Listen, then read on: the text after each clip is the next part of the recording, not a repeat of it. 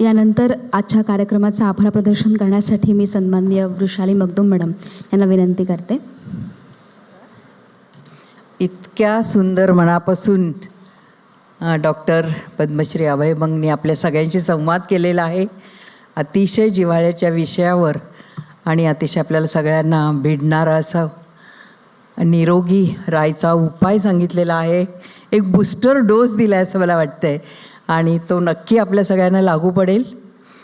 आज Padmashri doctor Abhay Bang sir या ठिकाणी आले आणि आपण ह्या पूर्ण भरलेल्या हॉलमध्ये आमचे विद्यार्थीवरती बसलेले आहेत. तर या व्याख्यानाचा आस्वाद घेतलात. गेली 50-55 मिनटं आपण सगळ्यांनी मनापासून हे ऐकलं, आपल्या मनामध्ये रुजवलं. मी अभय बंग सरांची खूप खूप मनापासून आभार मानते. रेमंड मॅग्सेसे पुरस्कार प्राप्त डॉक्टर भरत वाटवानी यांचं रस्त्यावरचे निराधार मनोरुग्ण या पुस्तकाचं आज प्रकाशन झालेलं आहे.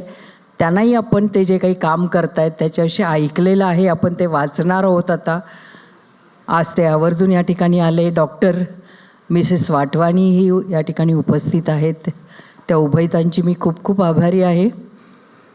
साहित्य संस्कृती मंडळाचे सुभाष कुलकर्णी आहेत, अश्विनी बाचल, माझी मैत्रीण अमरजा चव्हाण आणि त्यांची सगळी टीम आज या ठिकाणी उपस्थित आहे. त्यांचे खूप आभार.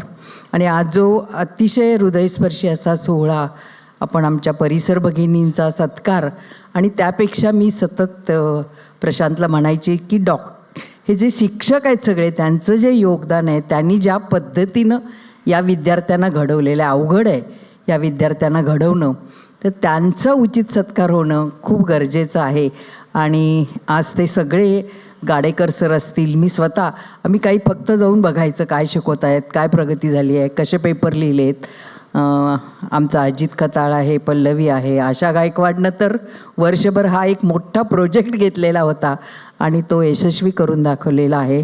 तर या सर्व शिक्षकांची मी खरोखर मनापासून आभारी आहे आणि त्यांच्या ऋणात राहणंच मी पसंत करेन. आणि इथं आता थांबायचं नाही आहे, तुम्हाला माहिती आहे. तर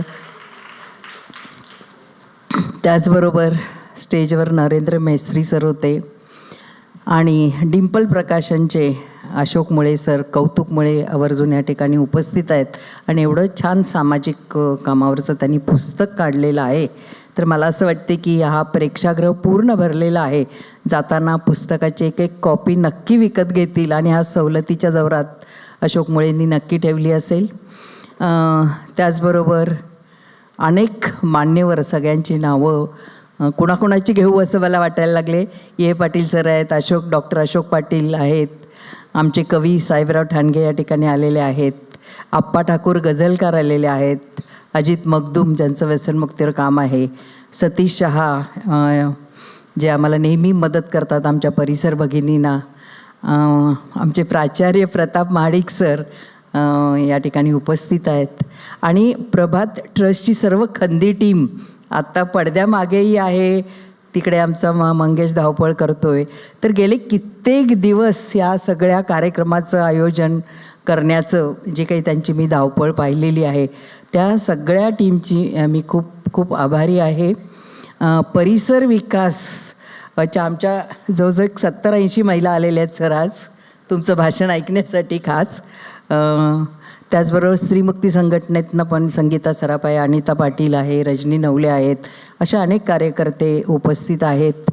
आणि या परिसर सख्यांना सांभाळणाऱ्या आमच्या सगळ्या एक एक समन्वयक आज या ठिकाणी उपस्थित आहेत. त्या सगळ्यांचं मी नाव नाही घेत आहे. तर आज असा हा एक अतिशय मला असं वाटतं की अनौपचारिक असा हा सोहळा, आणि जो विशेषतः डॉक्टरना ऐकण्यासाठी आपण सगळे आलात. अनाहूत असं कोणाचं नाव राहिलं असेल तर मी आत्ताच दिलगिरी व्यक्त करते. आणि एवढं सुंदर व्याख्यान ऐकल्यानंतर माझं हे औपचारिक मी या ठिकाणी थांबते. पुनश्च एकदा आपल्या सर्वांचे खूप खूप आभार, धन्यवाद. मी या ठिकाणी थांबते.